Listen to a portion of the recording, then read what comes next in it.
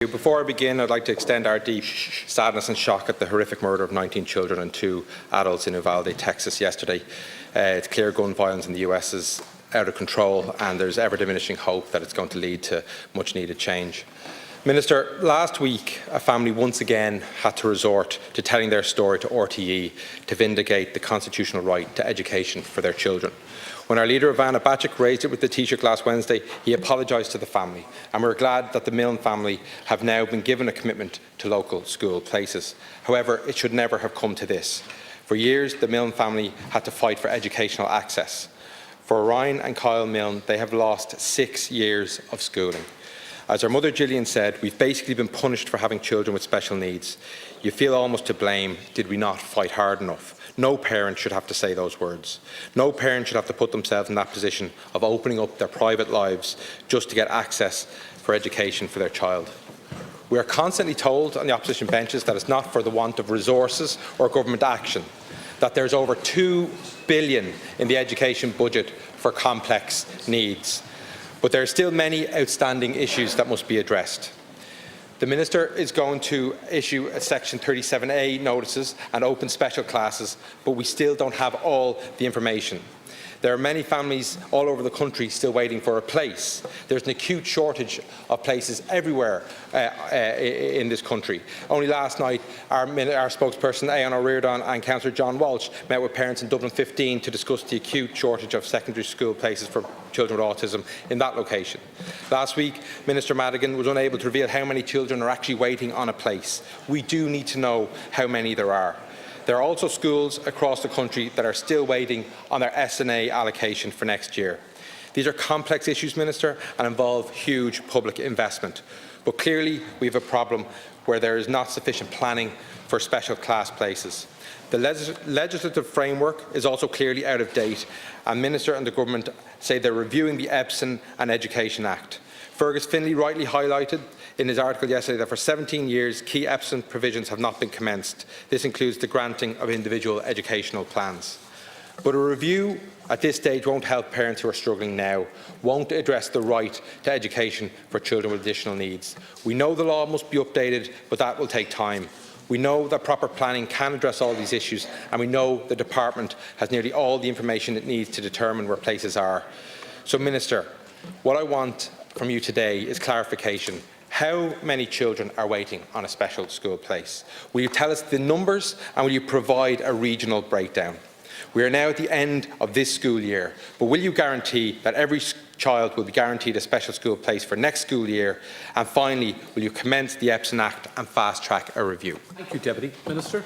Yeah, thank you, and I thank Deputy Smith for raising this really important issue, and I know from working with Deputy Smith in my own constituency of Dublin Fingal that it's an issue that is very close to his own and indeed all members here, to make sure that we're providing special education places and supports for those kids who need it. And that's why Minister Madigan has been so vociferous in her work to ensure that we're increasing and continue to see the increase in school places that are available. This year the Department of Education will spend €2 billion, or over 25% of the Department's budget, on providing additional teaching and care supports for children with special needs, and rightly so, and it remains an absolute key objective within government. We've had 287 additional special classes with 1,700 new places in 2022-2023. And I do want to say to you, Deputy, I know I agree with you, the issue with the Milne family, no one wants that the parents have to raise those issues publicly. Minister Madigan is in constant contact with the family and has met them and continues to meet them and continues to keep them briefed. Indeed, this evening she's meeting a group of families in the Dublin 15 area on their concerns here, and this is a real priority for us. We have an additional 1,665 SNAs in place to provide support for children with special needs, and that will bring the total number of SNAs to just over 19,000. Now, as our population grows, we know we will need more, and I want to tell you here now straight is that is something that government we continue to prioritise. We've 980 new teaching posts in special education as well. We've had 3 new special schools opened in Cork and Dublin, and that is important, and over €40 million being made available to fund the summer programme, summer education for pupils with complex special education needs. Through our network of CNOs, that's how we manage the numbers that are on waiting lists and to assess how many people in each area need the supports that they get. And the SNA allocation for each specific area will actually, that work will be concluded by the end of this month. I think the numbers that you're seeking, and I fully understand that, they do change on a daily basis, and I know you'll know that too as kids enter the education system. But Minister Madigan and the Department of Education are absolutely focused on continuing to improve the services there. Many of the special needs education needs that people have are complex too, and each child needs to be assessed individually, as you know as well. But we will continue to prioritise this. I want to assure you of that. The work in relation to the SNA allocation will be concluded by the end of this month. We should be in a position to be able to give more details once that work is concluded. Deputy Smith. Minister, look, we still don't know how many children are waiting on special school places, and this is figures that we need as accurate as possible on an ongoing basis. We don't know how the department will adequately enforce Section 37A to ensure every child that needs a place is granted one. And as IAM report showed, a quarter of parents of children with autism felt they didn't have an appropriate school place. And while we wait for a review, I also need to ask you, will the Epson Act finally be commenced? I mean, that's a key question as well.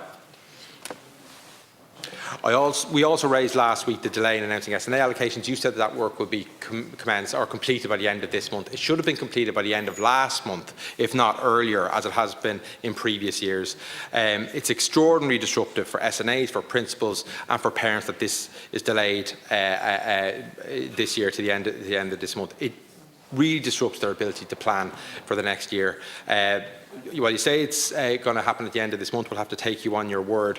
But we do need definitive dates. We need ongoing planning, and we need to know how many, on a regional basis, special school places are required. Minister, thank you, Deputy Minister.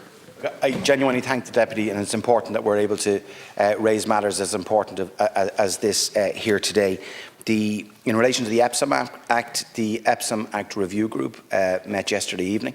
And they will commence and their work on this and report to the Minister within a matter of months. We'll be able to, obviously Minister Madigan will keep the House advised of that. In relation to this specific number, the numbers of children who require supports is actually kept on a regional basis and on a basis per county.